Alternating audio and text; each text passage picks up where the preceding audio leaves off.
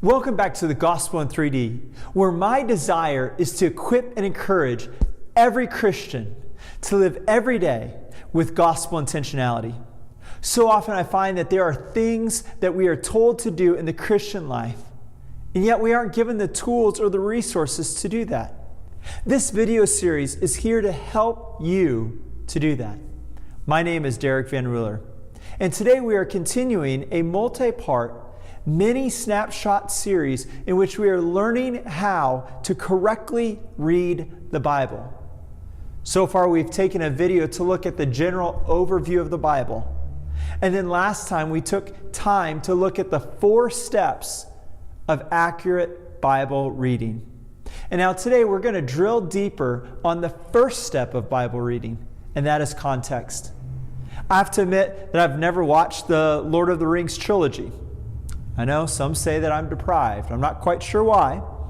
But from what I do know is that you can watch the second or the third movie and have an enjoyable time. But to really understand the second and third movie, you have to watch the first one. You see, the story before and the story after will help you understand the story that you are reading or watching so much better. And in order to do that, we have to learn about the kind of context that we need to think about, the kind of questions that we should be thinking about, and then how to answer these questions to get a fuller understanding of the context. So what kind of context should we be thinking about? Well, there are a couple. One is the historical context.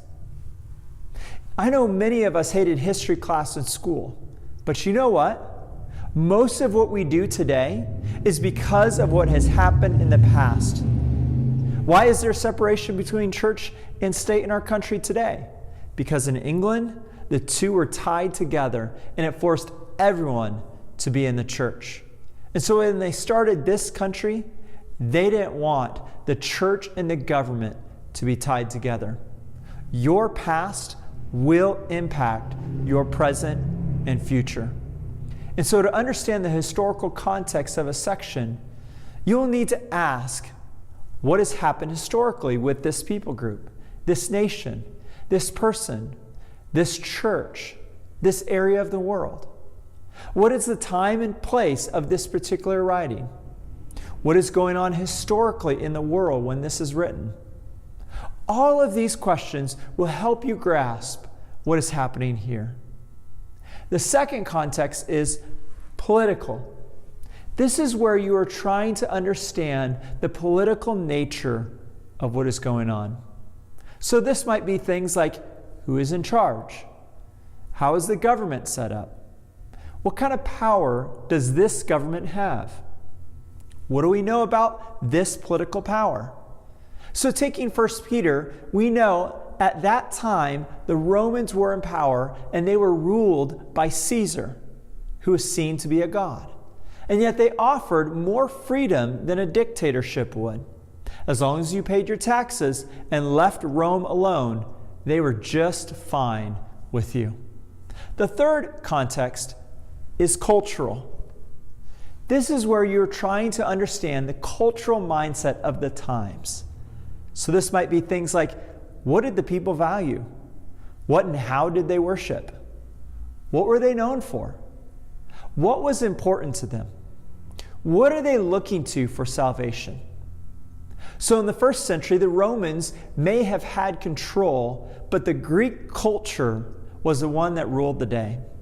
The Romans didn't care about culture, and so they left the Greek culture to persist, which is why the New Testament was written in the Greek language and not Latin, the language of Rome. The fourth context is the book context. This is where we have to identify where this passage is in the whole book. What happened before this passage? What happens after this passage? What happened at the beginning or ending of the book that may help me in this passage itself?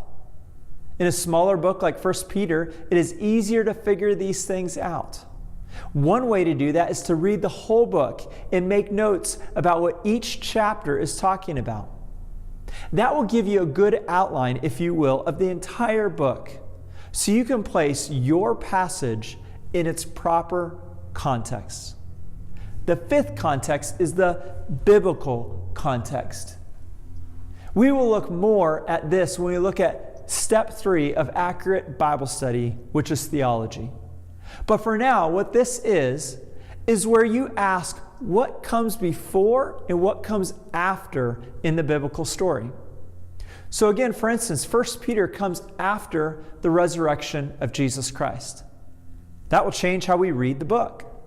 In fact, Peter often refers to Jesus Christ and the resurrection in his book. This makes all the difference to Peter. And so knowing where in the general landscape of the biblical story your passage is and your book takes place will give you clearer eyes to understand. So there you have it, 5 contexts that we need to be aware of and need to think about as we jump into the Bible. But what do you do if you don't know how to answer a question? Great question. There's a resource that will help you out with this tremendously. Simply go on the internet and go to BibleStudyTools.com.